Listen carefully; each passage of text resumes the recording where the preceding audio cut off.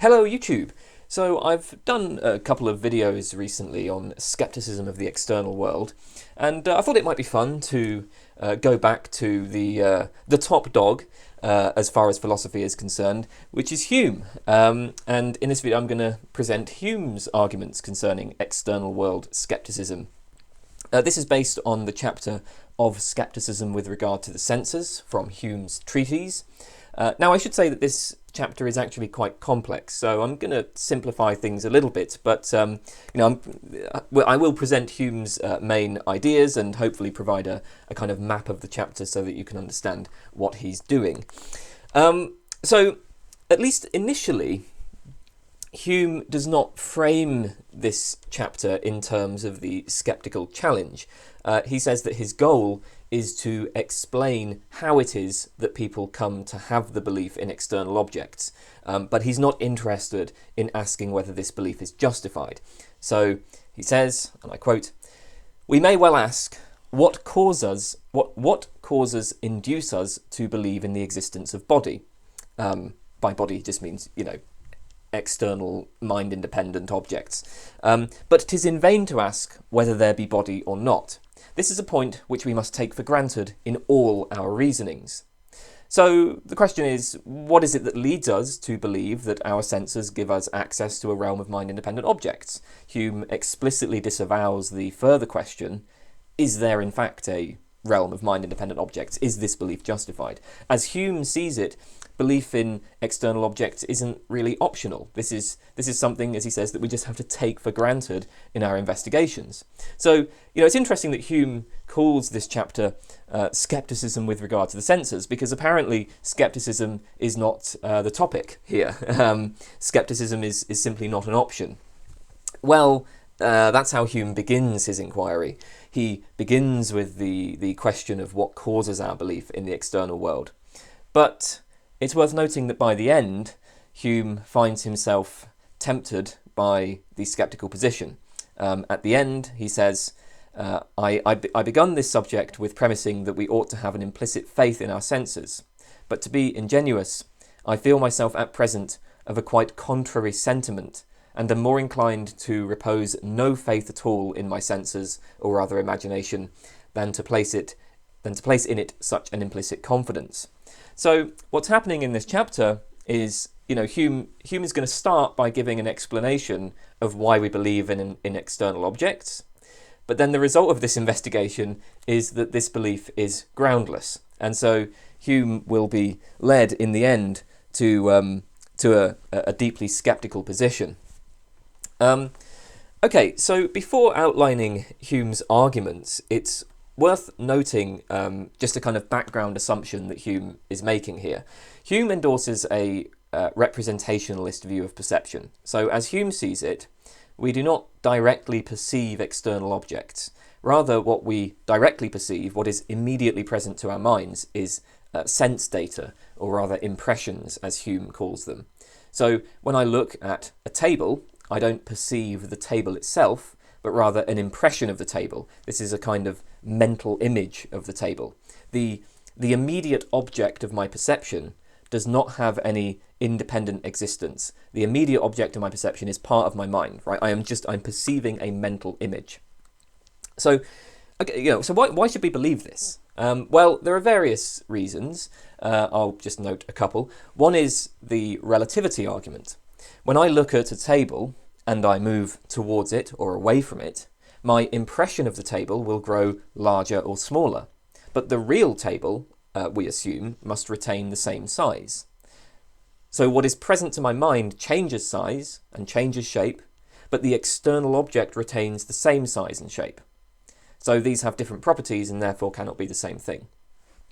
And similarly, objects change their colour in different conditions, though we don't suppose the object itself has changed. Right? Many more examples like this. Another is the argument from illusion. Hume gives the example that if you press one eye with your finger, the objects you see become doubled. And obviously you don't suppose that external objects really become doubled, right? Like, when you see the double image of a table, you know that there's not actually two tables there. So one of these is merely a mental image. But there's no qualitative difference between the two impressions that you're seeing, right? So when you see the two tables, there's no qualitative difference between the two. There's nothing to tell you that one is merely a mental impression while the other is a material object. Both perceptions are of the same nature. Since at least one is a mental image, well, we know that both are, because they're of the same nature. Or another example along similar lines, if I hallucinate a voice, there may be no qualitative difference between the hallucinated voice and a real voice, right? Like they have exactly the same properties in terms of, in terms of like phenomenologically, right? In terms of how they present to me.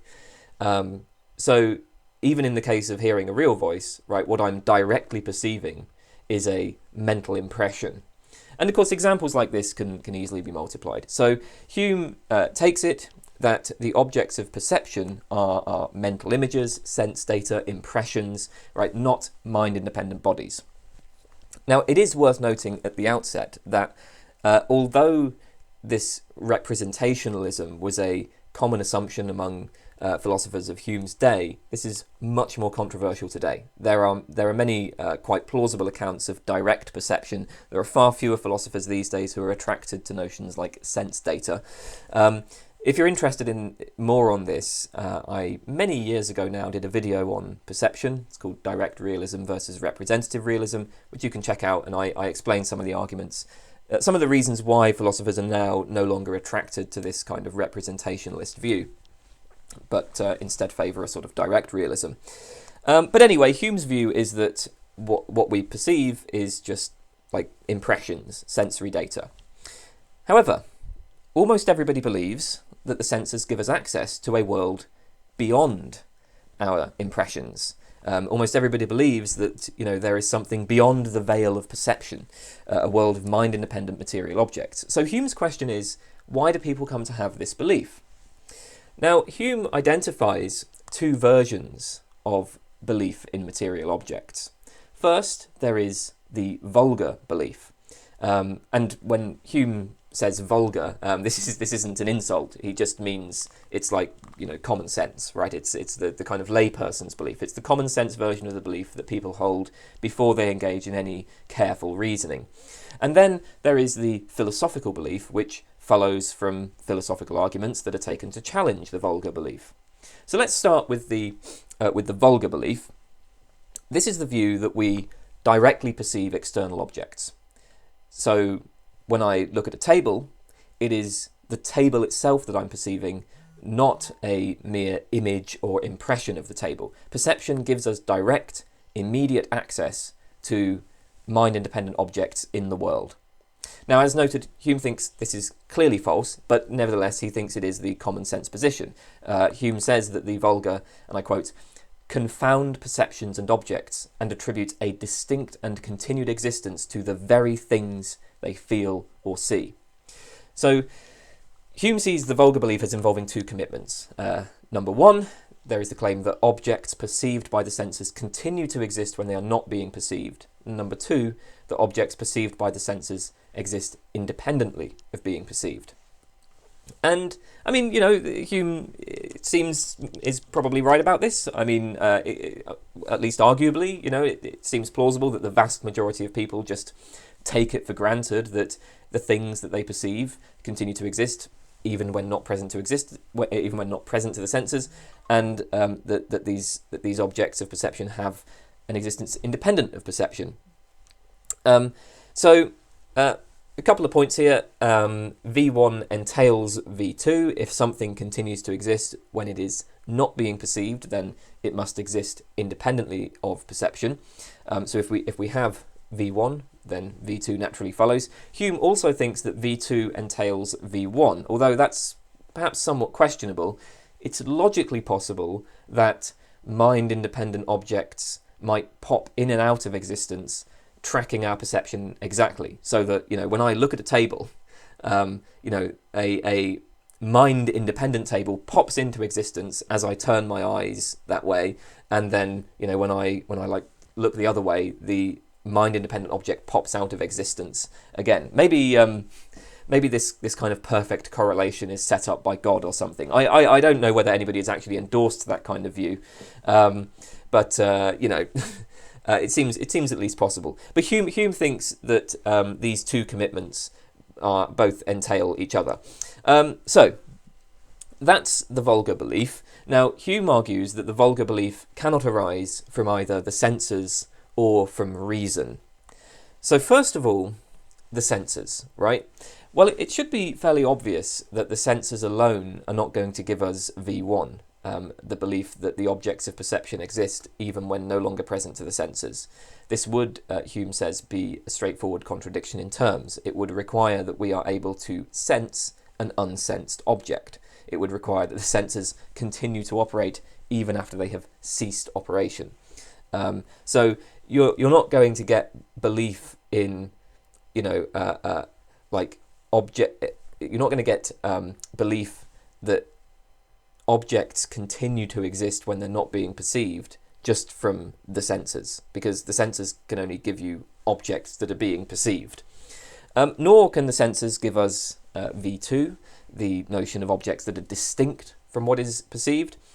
So the senses provide, what they'll give you is a single impression, right? They don't provide any notion of anything beyond that impression. So when I look at a table, I perceive various properties, right? I'm going to perceive its colour, its shape, its size, and so on. But I don't have an impression of some further thing that is, distinct from my impression of the colour, causing my impression of the colour. I simply perceive various qualities which may have more or less coherence with each other. So, the thought is that our impressions, our sensory impressions, are not presented to us as images or representations of objects. Of course, we may take them to be images or representations of objects, but Hume says that's not a notion that we derive from the senses themselves. The senses just give us the images. Maybe one way to see this is to compare the redness of a red table with the redness of a red afterimage. There's no distinction with respect to the sensory quality of redness, right? That, in each case, what I'm presented with is a bare quality, right? The quality of redness itself. So we don't get the idea of distinct existences, objects distinct from the mind, from the senses. And Hume makes the further point that in order for the senses to present objects as external to us, as distinct from us, from our minds, the senses would need to present both those objects and ourselves. That is, we would need to have a sensory impression both of the table and of the self perceiving the table, so that we can perceive that they are distinct things. But as Hume argues elsewhere, there is no sensory impression of the self. When we introspect our minds, we find a jumbled series of thoughts, feelings, beliefs, emotions, and so on. We never perceive any unified self. This is Hume's bundle theory of the self, and I do have a video on that, which I did with my friend Cole, so you can go and check that out if you want. Hume says we don't get the vulgar belief from the senses. What about reason? Well, this also cannot explain our commitment to the vulgar belief. First, because the vast majority of mankind accepts the vulgar belief, but they are not acquainted with any arguments for that belief. The vulgar belief is held even by children, idiots, and madmen who wouldn't have the capacity to understand such arguments anyway. So clearly people accept the vulgar belief without ever consulting reason, in which case reason can't be the cause. In any case, Hume thinks it's quite clear that reason undermines the vulgar belief. If we actually apply reason to this topic, we see quite easily that the objects of perception do not have distinct continued existence. This is demonstrated by considerations like the argument from relativity and the argument from illusion. So look at a table, close your eyes, that will extinguish your perceptions of the table. So clearly the object of your perception, what is present to your mind, does not have a distinct continuous existence. The vulgar belief just conflates impressions with mind-independent objects, and Hume thinks that's just obvious. So reason is destructive of the vulgar belief. The result then of all this is that neither the senses nor reason can give rise to the vulgar belief. Rather, Hume says that the vulgar belief is a product of the imagination. So I guess the sort of general point here is that our perceptions can prompt various types of mental activity. Think about emotions, for instance. If I unexpectedly perceive a snake, I will respond with fear. The mind has this natural propensity to respond in certain ways to certain types of perceptual input. And this is what's driving the vulgar belief. It's not a product of the senses alone, but certain features of the senses that stimulate the imagination. So what are these features? Well, Hume first of all considers the idea that it's that our sensory impressions are involuntary and that they strike us with greater force and violence than do other impressions. But he thinks this isn't going to work because pains and emotions are similarly involuntary, and if anything, they impose themselves with greater violence than perceptual impressions. But we don't suppose that pains and emotions have distinct continuous existence. We all just assume that like pains and emotions are products of the mind. When I burn my hand and I feel a pain in my hand, I don't assume that that there's like some sort of independently existing pain object, right?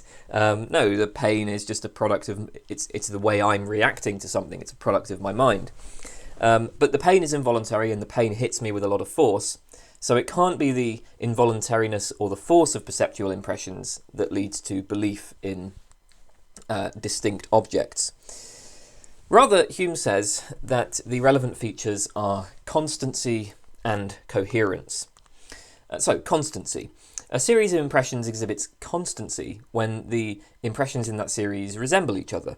Hume gives the example of surveying the furniture in his room. He shuts his eyes and then opens them again. The sensory impressions that he receives when he opens his eyes exactly resemble the impressions he had before shutting them. This kind of resemblance, of course, occurs all the time. Every time we blink, every time we glance away and then back again, we have this strong resemblance. What about coherence? Well, impressions have coherence when there are cases where constancy fails, where you have discontinuous impressions, they may nevertheless exhibit the same temporal relations that are found in certain continuous series of impressions. Hume gives the example of discontinuous observations of a fire. And he says, and I quote, "When I return to my chamber after an hour's absence, I find not my fire in the same situation in which I left it. But then I am accustomed in other instances to see a like alteration produced in a like time, whether I am present or absent, near or remote." In this case, then, there isn't any resemblance between the earlier impression of the fire and the later impression of the fire. What is observed on returning after an absence may be completely different. But these impressions are very similar to other series of impressions which stand in a way that does exhibit constancy. So we can put it kind of abstractly like this, right? So we have the first series of impressions when I light the fire, see it burn for a bit, I go away for an hour, I come back later, and obviously on coming back later, there's no similarity between those later impressions and the earlier impressions. But then on another occasion, I may have observed the fire, I may have observed another fire over the whole time, and that's very, very similar. So I noticed that like the first, part of that earlier case was very, very similar to what I observed initially today, and then the later part was again very, very similar to what I observed later today. And then there are going to be other cases where we again see fires at different times, and so we see how they develop and how they go out. Clearly there's an important relation between these cases. There is a kind of resemblance in the structure of the series. What makes the first series coherent, then, is its relation to these other series of impressions. And there's also, of course, coherence across sensory modalities. So consider the squeaking of a door turning on its hinges. I observe the door many times. Each time when I open it, it makes a squeaking sound. I never hear that sound except from this door. Then one day, when my back is to the door, I hear the squeaking again, and I see somebody enter the room. Now, although on this occasion I did not see the door, I didn't have the visual impression of the door, I'm going to conclude that the noise was produced by the door. I'm going to conclude that, had I been looking, that visual impression would have been there. Okay, so how does all of this lead to a belief in the continuous, distinct existence of the objects of perception? Well, Hume's basic idea is that when there has been constancy or coherence in certain impressions, so when certain impressions, return again after an absence, as when I close my eyes briefly and I see my desk still there on opening them, the thought is that the resemblance between the impressions just leads the mind to assume, the mind has a natural propensity to assume that those impressions are identical. So resemblance leads to the assumption of identity, and this is a product of the imagination. The imagination tends to treat resemblance as identity. So for Hume, every impression is associated with an idea, right?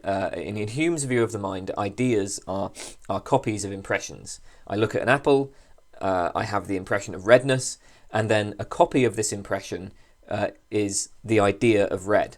So I have the impression of redness, but then that also produces in my mind the idea of red. And that's a kind of faint copy of the impression. And that idea is then, in some sense, stored in my mind, and I can recall it in memory, and then I can identify other red things, and so on. Now, what happens when I look at a table, and then blink, and then I see the table again, is that I first have an impression of the table, which produces an idea of that table. Then the next impression matches the previously formed idea. And this resemblance, Hume says, naturally connects together our ideas of these interrupted perceptions by the strongest relation, and conveys the mind with an easy transition from one to the other. Our imagination will pass from the idea of the first impression to the idea of the second impression, and so confuse the two.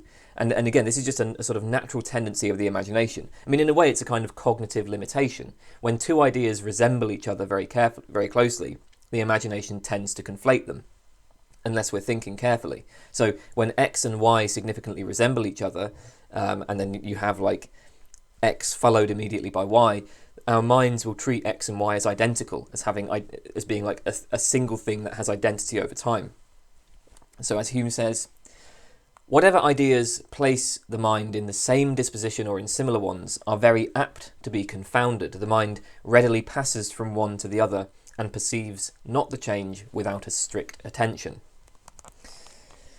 But there is an obvious contradiction here, because it's quite plain that the existence of the objects of perception is interrupted.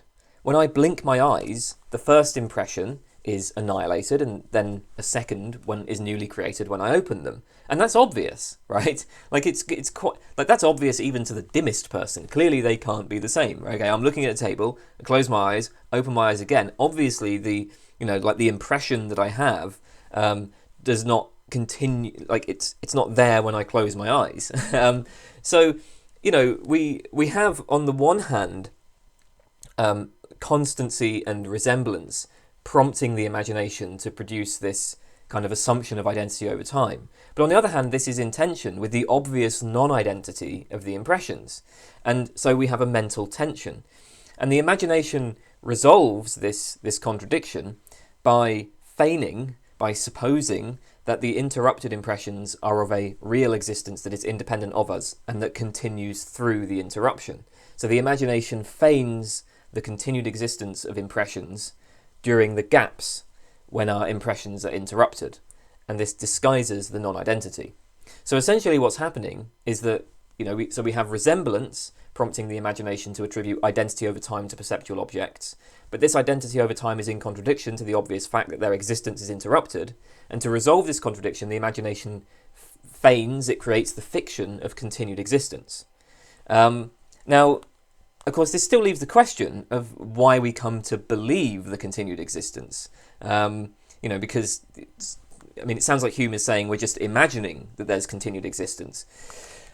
So for Hume, belief is simply a matter of the vivacity of an idea, the force with which it is held. Like the distinction between believing that it will rain and merely wondering if it will rain or hoping that it will rain or whatever, is that the belief is firmer and more vivid to us. Now, our perceptual impressions are, like our beliefs, vivid, and impressions can convey their vivacity to related ideas. So we have a series of impressions that bear a resemblance to each other. This leads to the supposition of identity and of continued existence in the imagination.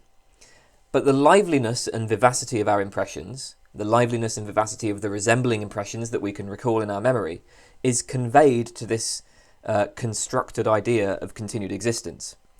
The imagination constructs a fiction, but because that fiction is closely associated with our impressions, which are vivid and lively, the vivacity is conveyed to the fiction and it becomes a belief. And that's basically how the vulgar belief arises. That's essentially Hume's idea, Hume's explanation. Hume thinks he's shown how it is we acquire the vulgar belief, but of course the vulgar belief is false. Both the identity and the continued existence of the objects of perception, that's just straightforwardly false in Hume's view. Now, when people reason about perception, they pretty quickly recognise the falsity of the vulgar belief. And this leads to the philosophical belief, which Hume calls the double existence of perceptions and objects. This is essentially representational realism. Philosophers have found that the objects of perception are impressions, sense data, mental images, which do not have mind-independent existence. We do not directly perceive external objects, and so the vulgar belief is false. But, according to the double existence theory, our impressions represent mind-independent objects. Impressions are mind-dependent and discontinuous, but we then postulate continuous mind-independent material objects as the causes of our impressions. So the recognition, on the basis of reason, that the objects of perception do not have continuous mind-independent existence, that does not cause people to give up their belief in such things. Rather, people are driven to distinguish between the objects of perception and the material objects that are represented in perception. Now, initially, this might seem to be an improvement on the vulgar belief, because we can have the distinct continued existence of objects, but without obvious contradiction. Whereas in the vulgar belief, impressions and material objects are conflated, philosophers explicitly distinguish these. Material objects are distinct from the objects of perception. But Hume raises a number of objections to the philosophical belief. Ultimately, he doesn't think it's any better off than the vulgar belief. First of all, he objects that it rests on an unjustified causal inference. We can infer that X causes Y only if we have observed a constant conjunction between X and Y. That is, whenever X happens, Y is observed to follow. As far as Hume is concerned, causal relations cannot be known a priori. From any given cause, in principle, any effect might follow. Imagine two billiard balls, where one strikes the other. Of course, we expect the second to move in a particular direction with a particular velocity, depending on where it was hit and with what force. But that expectation is based on many observations of colliding objects. In principle, anything could happen. When the second ball is struck by the first, it might not respond at all. It might just sit still, or it might suddenly expand, or it might disappear. Like anything could happen in principle. It's logically possible. Anything could happen. It's only through experience that causal relations are discovered. Now, the obvious problem in the case of the external world is that all that is present to my mind is sense data. I never perceive the material objects, so I can perceive no constant conjunction between material objects and my sensory impressions. I only ever perceive a conjunction between different impressions, never between impressions and material objects. Because all I have access to, at least all I have immediate access to, is my impressions. Moreover, Hume says the philosophical belief is parasitic on the vulgar belief. We would never have bothered developing the philosophical belief had it not been for the vulgar belief that objects of perception have continuous and distinct existence. The only motivation for the philosophical belief is the power of the imagination. The power of the imagination which has convinced us that that the objects of perception have continuous and distinct existence. But reason has shown this to be misleading. I take it that Hume's point here is that we adopt the philosophical belief supposedly on the basis of reason, but we're adopting this belief simply to accommodate an intuition which has already been undermined by our capacity for reason. Like, if we were genuinely convinced of the error that the vulgar belief makes in supposing distinct continued existence, there would be no motivation at all to then attribute it to perception-independent objects, right? So really, the philosophical belief is just being driven by the imagination. It's being driven by the same things that drives the vulgar belief.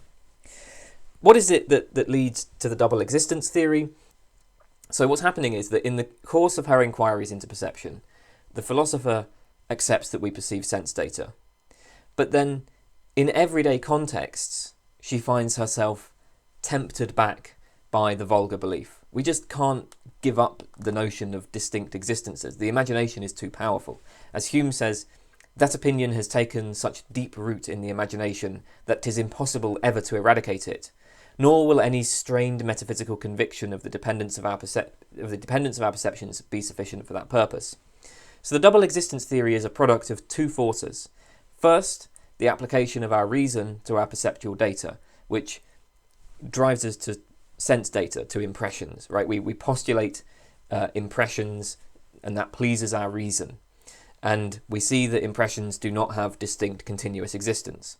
But second, at the same time, the double existence theory remains agreeable to the imagination, because it then attributes the distinct continued existence to something else, namely material objects. So this notion of distinct continued existence is undermined by reason, right? But then, in order to remain agreeable to the imagination, it's kind of displaced onto something else. It's displaced onto this notion of mind-independent material objects.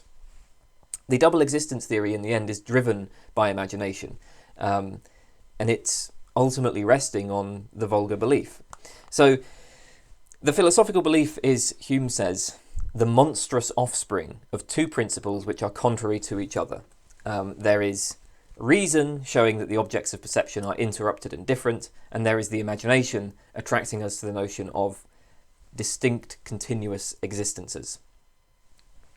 The philosophical belief is incoherent. It arises from a kind of conflict between reason and the imagination. And with this, of course, Hume is led in the end to skepticism. In examining why it is that we form the belief in external objects, he has found only, as he says, a confusion of groundless and extraordinary opinions, only error and falsehood. And, I mean, notice Hume is not agnostic about the vulgar belief and philosophical belief. He's not saying, well, you know, they might, for all we know, be true, but we just don't have any justification for them. No, he thinks they're just false. So, I mean, it looks like Hume is committed to rejecting belief in the external world. In the end, though, that isn't the conclusion he draws. He seems to think that the power of imagination and habit is so strong that this isn't a belief we can really give up. So the moment we stop engaging in philosophical reflection and we head back out into everyday life, the vulgar belief will reassert itself, and we'll just assume that the objects of perception have a continued and distinct existence. So Hume says, carelessness and inattention alone can afford us any remedy. For this reason, I rely entirely upon them, and take it for granted, whatever may be the reader's opinion at this present moment, that an hour hence he will be persuaded that there is both an external and internal world. All you can do is just stop thinking about it, and the good news is you will stop thinking about it. As soon as you stop engaging in these philosophical reflections, the vulgar belief will just reassert itself. But of course, this does, it's an interesting way to leave things, because, as I say, Hume isn't just claiming that the vulgar belief is unjustified. I mean, that would be one thing, right? It would be one thing to say, well, we don't really have a justification for this, but we can just assume that let's just assume that it's true. There's no particular reason to disbelieve it. I mean, some people who find skepticism attractive might take that kind of line. They might say, well, there's no positive reason to believe in an external world, but why not, right? I mean, there's also no convincing reason to believe it's false. Hume's position is that what happens is, once we stop engaging in philosophical reflection, we will find ourselves seduced back to the vulgar belief. But also, we can see when we're engaging in philosophical reflection that the vulgar belief is simply false. It's just wrong. And the philosophical belief is no better off either. So yeah, that's where we leave things, and that is Hume's skepticism with regard to the senses. Thank you for watching.